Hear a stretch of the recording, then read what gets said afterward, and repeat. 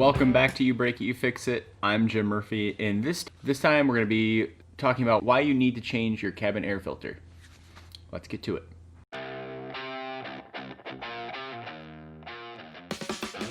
Hi, welcome back. So glad you're here. I've got a fun one for you today. In terms of maintaining your family vehicle, we often think of the sexy things like changing the oil, swapping the brakes, swapping windshield wipers, but one thing that a lot of people miss is their cabin air filter.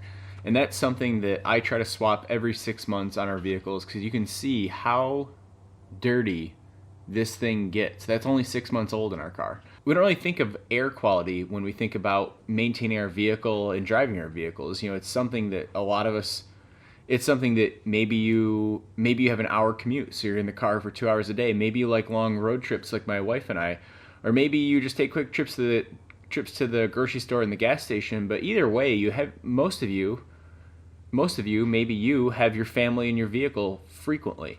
So, you know, molds and other toxins can build up on these filters, and guess what?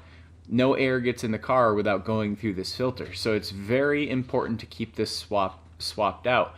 And you know, you might notice sometimes you get a musty or moldy smell in your car when you change from AC to heat, and odds are you need to change this filter. It's just, you know, I think this is about $12. It's probably the best $12 you can spend in your car. On most manufacturers, these are located behind the glove box. You're gonna have to clean out all the preparedness goodies you keep in your glove box, like your lights and various other things.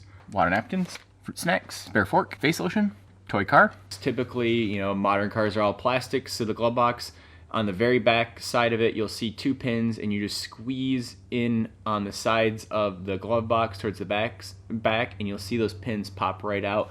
And there's a little tray this slides out of. And on most of them, it'll tell you, you know, what direction the airflow needs to go, so just pay attention to that when you pull the old one out. So go out today, go spend 12 bucks, get yourself a new filter, breathe cleaner air. Like this video, subscribe if you haven't to this channel.